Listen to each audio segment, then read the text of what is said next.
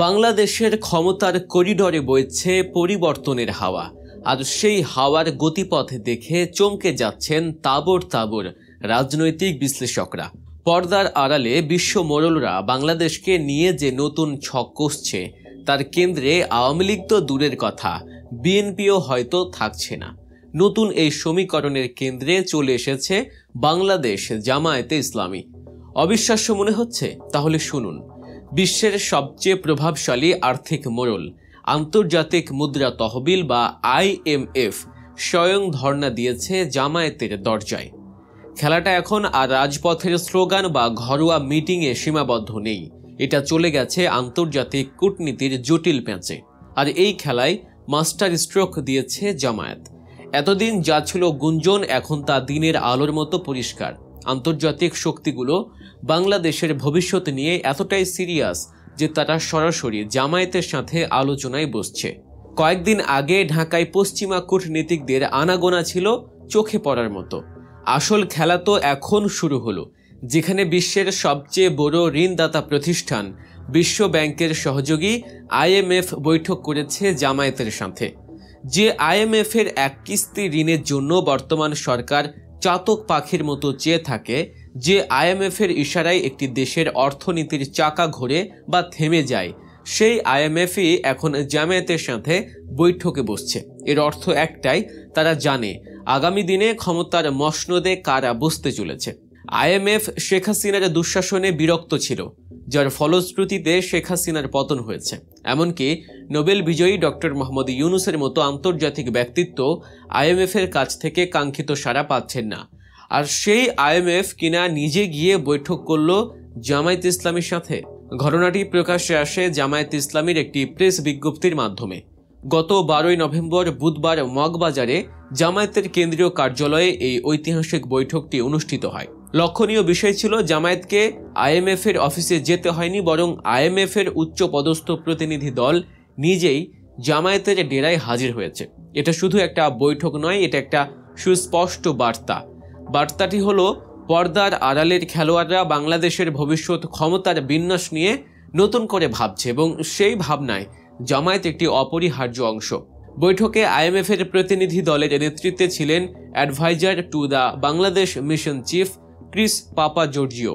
তার সঙ্গে ছিলেন IMF এর ঢাকাস্থ আবাসিক প্রতিনিধি Maxim Krysko, deputy chief of mission Ivo Krznar ও অর্থনৈতিক বিশ্লেষক তৌহিদ ইলাহি। অন্যদিকে বাংলাদেশ জামায়াত ইসলামীর প্রতিনিধি দলে ছিলেন সংগঠনের কেন্দ্রীয় নির্বাহী পরিষদ সদস্য মোবারক হোসাইন, বিশিষ্ট শিক্ষাবিদ ডক্টর আব্দুর রব এবং জনাব শফিউল্লাহ। বৈঠকে আলোচনা হয়েছে বাংলাদেশের টেকসই অর্থনীতি, আর্থিক খাত, কর ব্যবস্থা এবং সামাজিক খাতের মতো গুরুত্বপূর্ণ বিষয় নিয়ে। প্রশ্ন হলো, যে দলটির নিবন্ধন বাতিল, যাদেরকে রাজনৈতিকভাবে কোণঠাসা করে রাখা হয়েছে বলে প্রচার করা হয়, তাদের সাথে IMF এর মতো একটি বৈশ্বিক আর্থিক প্রতিষ্ঠান কেন দেশের অর্থনীতি নিয়ে আলোচনা করবে? উত্তরটা সহজ। তারা জানে কাগজে কলমে যাই থাকুক, রাজপথের বাস্তবতা ভিন্ন। আগামী দিনে কারা দেশ চালাবে, কাদের নীতি দেশের অর্থনীতিতে প্রভাবিত করবে, সেটা তারা আঁচ করতে পারছে।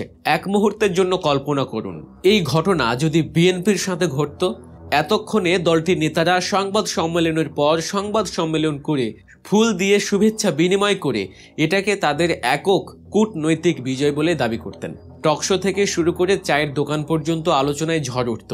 কিন্তু জামায়াত, তারা অত্যন্ত নীরবে কৌশলগতভাবে বিষয়টি সামাল দিয়েছে। একটি প্রেস বিজ্ঞপ্তির মাধ্যমেই দায়িত্ব শেষ। এই নীরবতা, এই পরিপক্কতা তাদের রাজনৈতিক দূরদর্শিতারই পরিচায়ক। তারা আত্মপ্রচারণার সস্তা রাজনীতিতে বিশ্বাসী নয়, তারা নীরবে নিজেদের অবস্থানকে শক্তিশালী করতে জানে।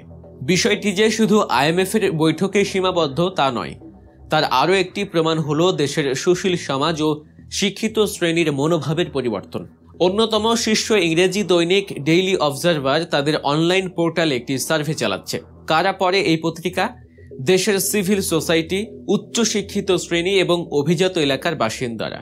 এই শ্রেণীকেই এতদিনে জামায়াত বিরোধী বা সেকুলার ভাবনার ধারক বলে মনে করা হতো। কিন্তু দেখুন সেই শ্রেণীর মতামত কি। এখন পর্যন্ত ৭৭০০-র বেশি ভোটের মধ্যে জামায়াত একাই পেয়েছে ৫৮% ভোট। তাদের নিকটতম প্রতিদ্বন্দ্বী বিএনপি পেয়েছে মাত্র ২০.৬%। এর মানে হলো যে শিক্ষিত শ্রেণীকে এতদিন জামায়াতের ভয় দেখানো হয়েছে, তারা এখন সেই ভয়কে জয় করে বাস্তবতাকে মেনে নিচ্ছে। গুলশান, বনানী, বারিধারার বাসিন্দারাও বুঝতে পেরেছে আওয়ামী দুঃশাসনের বিকল্প কেবল আরেকটি দুর্নীতিগ্রস্ত পরিবারতান্ত্রিক দল হতে পারে না। তাদের একটি সুশৃঙ্খল ও আদর্শ ভিত্তিক বিকল্প প্রয়োজন এবং সেই বিকল্প হিসেবে জামায়াতকেই তাদের যোগ্য মনে হচ্ছে। এই ধারণা জগতেও বিপ্লব ঘটে গেছে। আগামী দিনে রাজনীতি ও ক্ষমতার পালাবদলের এমন সব গভীর বিশ্লেষণ নিয়মিত পেতে হলে এখনই গল্প নিউজ চ্যানেলটি সাবস্ক্রাইব করে রাখুন। কিন্তু কেন এই পরিবর্তন? কেন আইএমএফ থেকে শুরু করে দেশের সুশীল সমাজ পর্যন্ত সবাই জামায়াতকে নিয়ে নতুন করে ভাবতে বাধ্য হচ্ছে? এর পেছনে রয়েছে তিনটি অকাট্য কারণ। প্রথম কারণ, ভোটের সরল হিসাব। বিএনপির পুঁজি হলো তাদের 25% ফিক্সড ভোট। এর সাথে যোগ হয় 15 থেকে 20% অ্যান্টি আওয়ামী লীগ বা ভারত বিরোধী সুইং ভোট। এই ভোট ব্যাংকে সম্বল করেই বিএনপি ক্ষমতায় আসত যখন জামায়াত তাদের সাথে ছিল। কিন্তু এখন পরিস্থিতি ভিন্ন। বিএনপির নেতৃত্বহীনতা, পরিবারতন্ত্র আর দুর্নীতির পুরনো ভূত দেখে অ্যান্টি আওয়ামী লীগ ভোটাররা চরম হতাশ। তাদের কাছে বিএনপিকে এখন আওয়ামী লীগের বি টিম ছাড়া আর কিছুই মনে হয় না। এই হতাশা থেকেই একটি বড় অংশের ভোট এবার জামায়াতের দিকে যাবে। এর সাথে যোগ হবে জামায়াতের নিজস্ব 15 থেকে 20% ভোট। তাহলে হিসাবটা কি দাঁড়ায়? জামায়াতের নিজস্ব ভোট 20% এবং অ্যান্টি আওয়ামী লীগ ভোট 15%, মোট 35%, যা বিএনপির 25%-এর চেয়ে 10% বেশি। এই ভোটের অঙ্কই আন্তর্জাতিক মহলকে জামায়াতের দিকে তাকাতে বাধ্য করছে। দ্বিতীয় কারণ, ভারত ফ্যাক্টর। বাংলাদেশের রাজনীতিতে ভারত একটি লিটমাস টেস্ট। যে দল ভারতের প্রতি নতজানু, দেশের মানুষ তাদের প্রত্যাখ্যান করে। জামায়াত যত বেশি দৃশ্যমান ভারত বিরোধী পজিশন নিতে পারবে, তাদের ভোট ততই বাড়বে। বিএনপি এই জায়গায় তাদের বিশ্বাসযোগ্যতা পুরোপুরি হারিয়েছে। তারা একবার ভারত বিরোধিতা করে, আবার ক্ষমতায় যাওয়ার জন্য ভারতীয় দূতাবাসের কৃপা প্রার্থনা করে।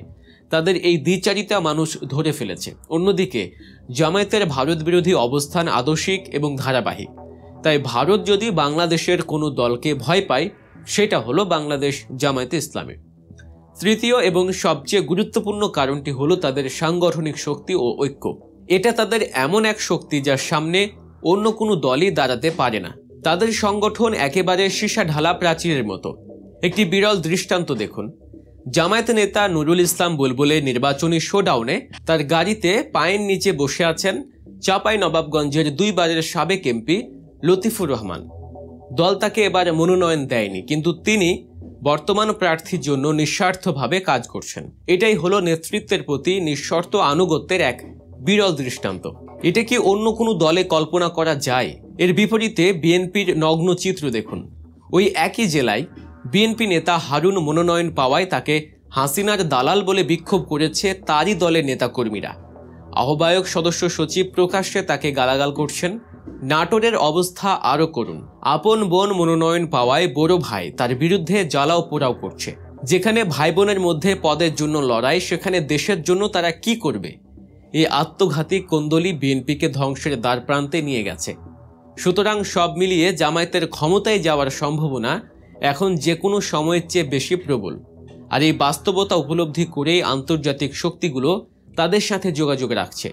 এখন জামায়াত যদি বড় কোনো রাজনৈতিক ভুল না করে এবং কৌশলী থাকে, তবে আগামী দিনের বাংলাদেশ হবে জামায়াত ইসলামীর বাংলাদেশ।